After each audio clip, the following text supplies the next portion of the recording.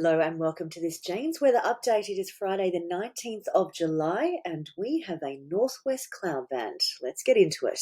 We've had lots of speckled cloud in through here. The wind is southwesterly. That's some pretty cold air that's coming through. There's moisture pouring in from the Indian Ocean, coming into a cloud band that's moving right down here into the southeast. And there is another one that is in behind it that has that very cold air in behind through there. Up here, we're now taking a break. No more of this snow potential. As far north as Queensland, all of that is moving on. Instead, there is high pressure over the top. So let's have a look at this map here. The first thing you'll notice, high pressure, where is it? It's not in the south. Here it is all the way north up in through here. So that's a bit of a change from what we've been seeing. Most of the time it has been sitting here across the southeast. We've got this front in through here. There is a gap in the high, so that allows that moisture to come in from the Indian Ocean. Lovely. There is that system in behind it, and then there's yet another one that is all the way back in through here. One thing to note is this high pressure system. So that's pretty much an H that's sitting in through there. That one is a bit lower. And if we have a look at the forecast here, so here we have Friday morning and evening, then Saturday morning and evening. You'll see that is very quickly coming in. So these two systems move across the southeast. In behind that is that next one that was kind of off the page that I was talking about. That one is coming up, but the high is moving in. It is shunting it, and so it just flops across the southeast as it moves through on Sunday into Monday. So the Sunday into Monday system won't be as strong as the one that we're seeing now. The other bit here is with that high pressure that has moved out of the way, we've got cold fronts coming through. Have a look at the lines on this map. They are squeezed together. These are lines of equal pressure, known as isobars. What does that mean? When you see them squeezed together, that means the wind is a lot stronger. We haven't had a lot of strong wind thanks to those highs that have been sitting there, making it all calm. So this is a bit of a difference on where we have been. Now, after that, we've got a high pressure coming in. It's not overly strong. And then here's the next system. So this is Monday next week. There's another one about to come up into the southwest and deliver another round of rainy goodness to everyone. Okay, so let's have a look at what that means over the next 8 days. We're seeing the major falls over here in the southwest. We're also seeing all of this activity in through here. Now, you will note that is less in through here and East Gippsland as well. It gets less as it moves north of the ranges. So this is a system coming in from the west, not the east. No more of that activity. And so it comes in here. It affects these southeastern parts of South Australia, the southwestern parts of Victoria, the western parts of Tasmania. A system coming in from the west, it moves up into the ranges and then it dies out as it moves further north. There is a lot of activity that is very light that is shown in through here, and I'll show you what that looks like in a moment. So let's have a look at a new feature that is soon coming to Jane's Weather. Here we have our maps. And I'm having a look at the Euro model. You can see it in through here. This is the daily rain potential. This is for Friday. So I've gone back to the start of time, essentially, in terms of the next 10-day outlook. And just a quick check of this. So as soon as you get into green, daily rain potential, that's where you're looking at 5 or more millimetres. As soon as we get into yellow, that's when it is 20. And as soon as we get into red, that's when it is 50. So it gives you a quick snapshot of what's happening here. So this is during the day on Friday. And we've got this starting to pour in, so lovely moisture coming from the Indian Ocean. The remains of those showers, most of those were early in the southwest, but this is starting to move through in here. So we're starting to see its activity in here, and it will move right through here by the end of the day, but not moving up in through here. A break for there thanks to the high. Having a look at Saturday. So you can see it up in the top right corner there. Not much happening in the southwest. Here we have this moving in through here, big falls in through here, and it is snow in alpine areas. This is a cold system that's coming in. Lots of falls in through here, up into here, not on the eastern side, so it really tapers off as it moves across the ranges there.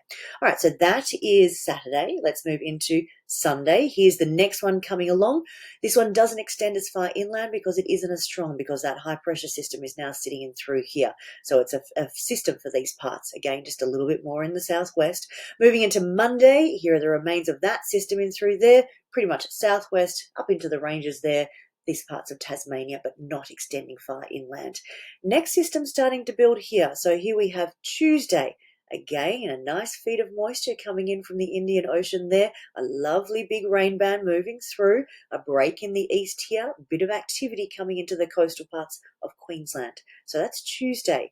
into Wednesday. Here we have more of this rain band coming through. So Tuesday was the day for the southwest, then Monday into Tuesday. Starting to move across the bight here. Still a break in through here. Some activity in Queensland. That is Wednesday.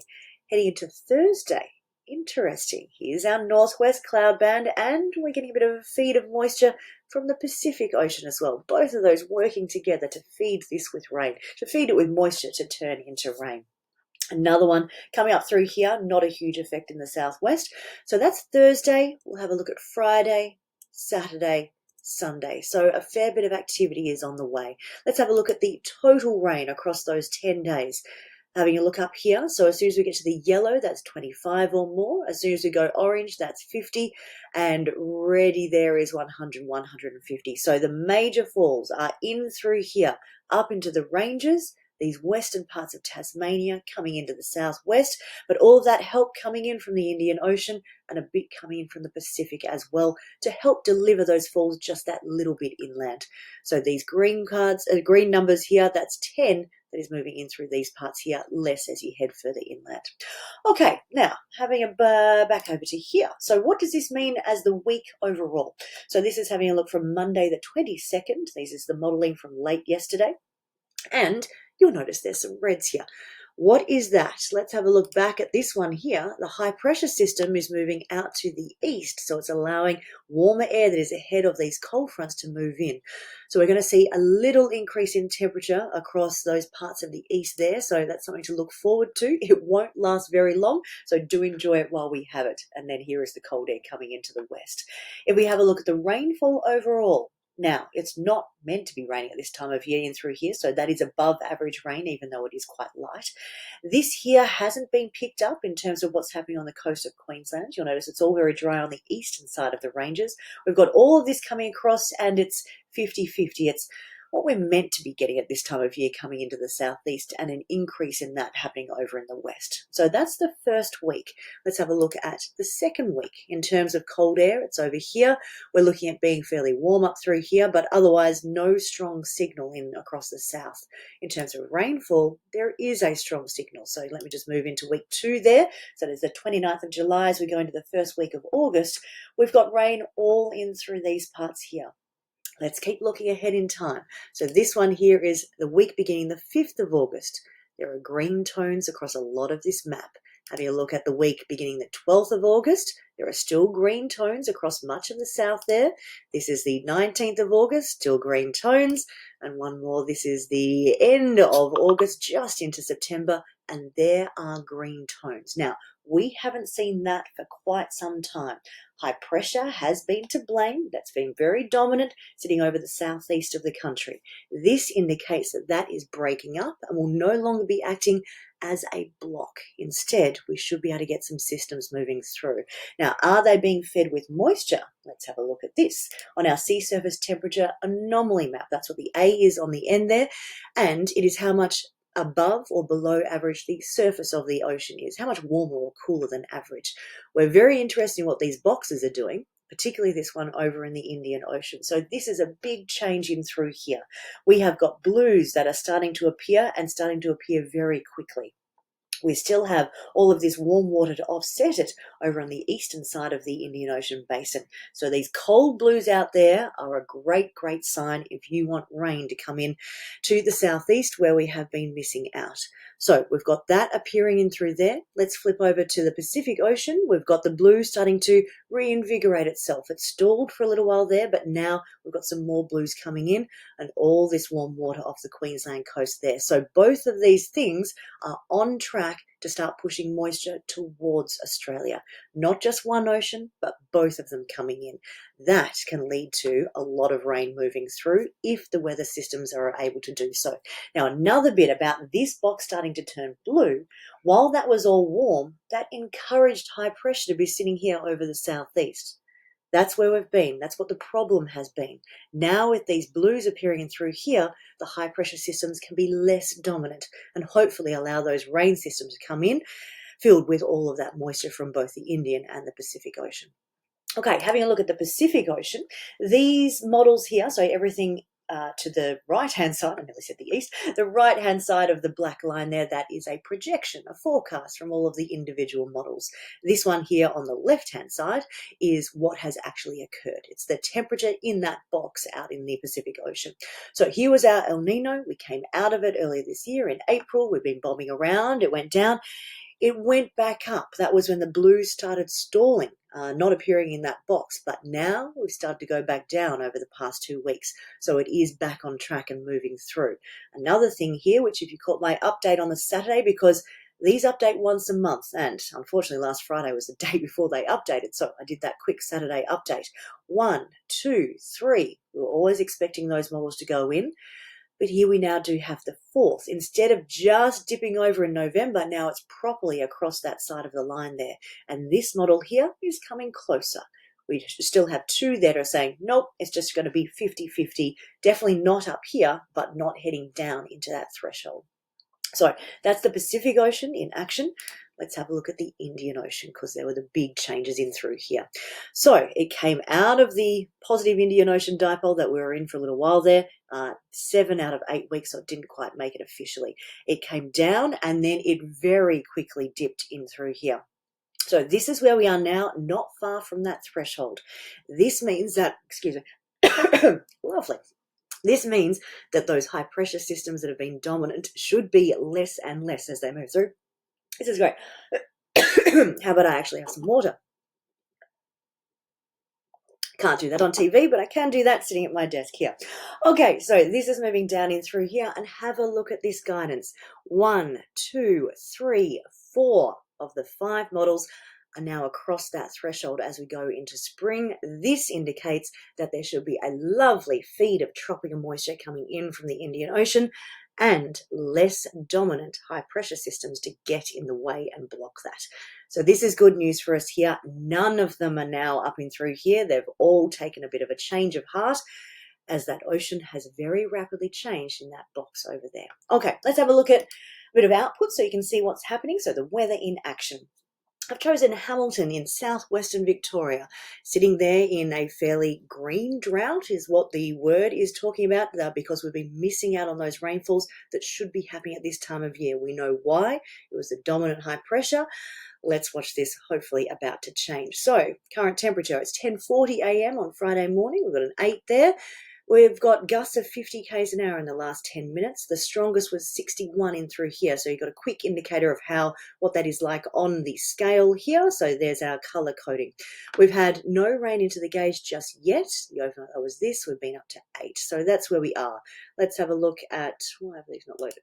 Let's just refresh this page, shall we? So here are our graphs that are loading in through here. Here's our temperature as it went down overnight, not really moving much today, but have a look at the difference there between the red and the blue. We are looking at rain developing in through here, but they haven't come together yet, so the atmosphere isn't moist enough for that to properly reach the ground yet. I'm just having a look at the radar. We've got a very light fall happening in the area, so the air is going to start to feel moist, but not quite properly reaching the ground yet. We'll have a look at the forecast to see when that's likely to happen. Also, yes, it is cold out there. This orange line is what it feels like, and the feels like temperatures, the apparent temperature is below 0 and has been all morning. Having a look down through here in terms of the wind, it picked up early this morning, so I've got our color coding. We can see it's moved across that threshold in terms of what we're moving through there, and we're nearly at gale force. In terms of spraying, I don't think you'd be out there, but this is Delta T. That wind wouldn't be suitable today, but you can see how it has been over the past couple of days. All right, so that's Hamilton. Let's now actually have a look at the forecast. And here we have it 11 a.m., expecting it to be 9 degrees, so that's right on. Let's push this out so we can see what the individual models are saying. So the pastel colours there, they're all expecting it to be a little bit colder. Interesting, so around the 8. So we'll see if that does go up to 9. In terms of wet weather, not really starting yet, but in the next hour or two, that should properly get going. I would expect the dew point temperature to jump up. We've got a 5, 6 in through there, 7. There we go. So that is those red and blue lines coming together, the air moistening, and that rain reaching the ground. All right, it is a cold day out through there. It is a windy day, but the strongest winds are likely to be here. So let's just move up and have a look at our threat toolbox. Here we are, 67, 64 k's an hour. That's about bang on what we were looking at. And then it moderates. I'm going to use that word with italics there. It doesn't actually weaken, but it goes below that gale force strength in through there. So that's what we've got for the rest of the day. I'll just close that one back up again. So good rainfalls here, 8 to 14 millimetres across the models, and the average of those is 11. So that's what's coming today into Hamilton. Moving into Saturday, another 6 to 9 millimetres, averaging out at 8. So this is the period of rain that we're looking at, easing back tomorrow afternoon. But the wind does strengthen again. Let's have a look at that. Here we go in the early hours, back up to 71 in through there. But here we may get some damaging gusts around 9 o'clock tomorrow morning. That's when it goes past that 90 kilometres an hour mark.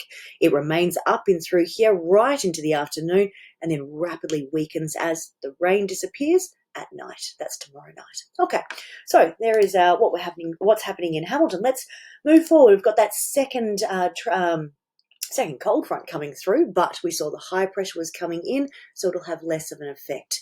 Across the models, it is 1.6 to 6 millimetres, averaging out at 4. So here it starts again in the early hours of Sunday morning, moving through, heading into Monday. There we go. It tapers off later in the day. 0.4 to 5 millimetres, so not the big numbers that we're having Friday and Saturday, averaging out at 3 millimetres. Let me just move myself out of the way. We've got another system coming Thursday into Friday, which we saw on that long range maps. Okay, so that is it from me here. 39 millimetres is the average for Hamilton in the next 10 days, which will be very, very helpful indeed. Great news in the Indian Ocean. The Pacific Ocean is moving along. Those that need rain, it's looking a lot better in the future. As always, head to janesweather.com and I'll have more updates for you. Bye.